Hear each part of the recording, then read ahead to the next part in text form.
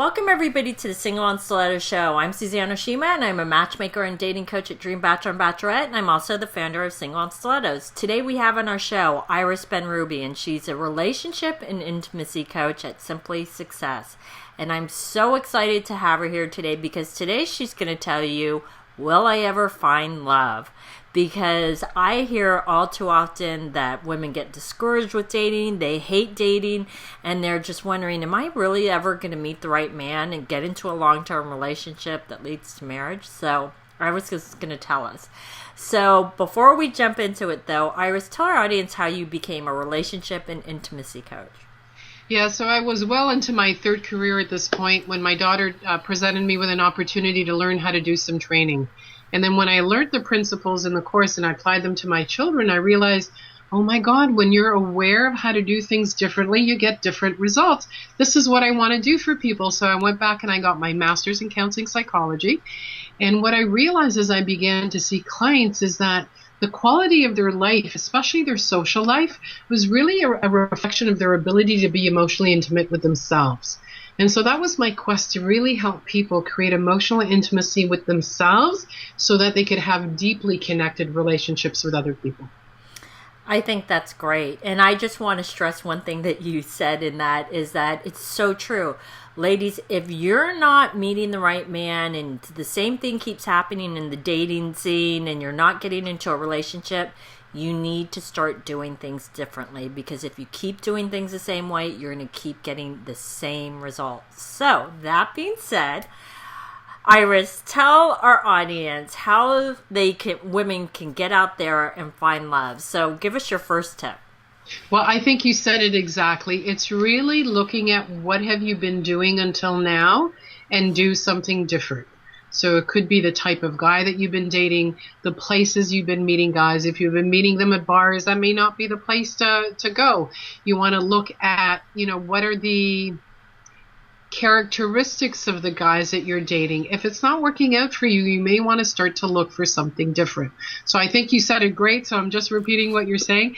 Do something different. Like, what was it that Einstein said? The definition of insanity is to do the same thing over and over, expecting different results. You want different, do something different. I know. And it's so funny because it sounds so obvious, but I can't tell you how many people I've worked with where they keep doing the same thing. They're like, why is it not happening? Why is it not happening? And it's hard because when we get set in our ways, we tend to keep doing the same thing. And as we get older, we tend to get into patterns that we keep repeating. So that's a great tip. So tell us your second tip.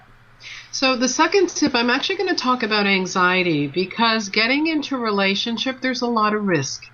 We're talking to an audience of women. He could walk away. He could criticize you. He could cheat on you. There's so many risks. He could, judge you.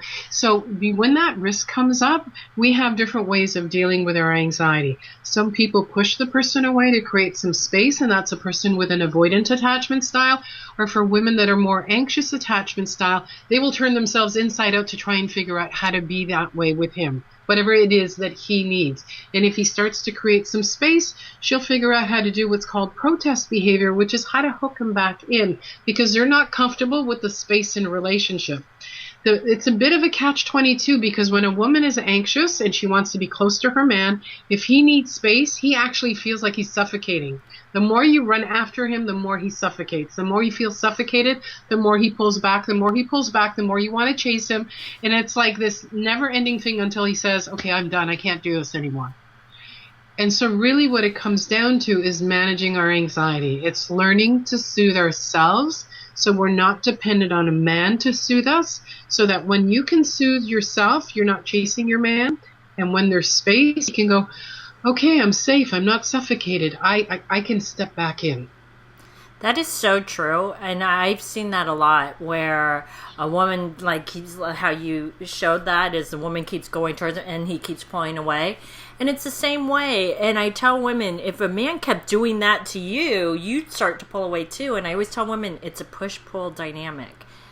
So I love that tip. That was an awesome tip. So what's your third tip? I think my third tip is going to be to really learn to acknowledge men. Men need to be admired and respected. They need to know that you admire and respect him. Sometimes we take things for granted. Like with my guy, every time he opens up the door for me, I say thank you and I give him a kiss. I said, you make me feel so taken care of. And I repeat it. And sometimes I'll use different words. Thank you. It makes me feel safe. Thank you. It makes me happy. He needs to know how he makes you feel.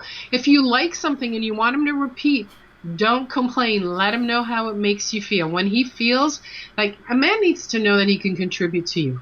So when you actually acknowledge him, he feels admired and respected. He feels like he has a role in your life. It makes him happy and he's going to want to repeat it. So what a great way to get a man to do what it is that you need, just simply by acknowledging him.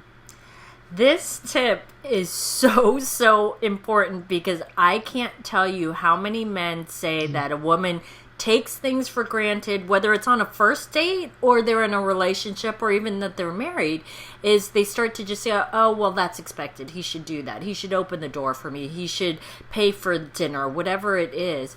I will tell you this tip because like you talked about, Iris, a man just wants to make a woman happy. And so if he knows that he's doing it and you keep giving him positive reinforcement, guess what? You're going to keep getting more of that.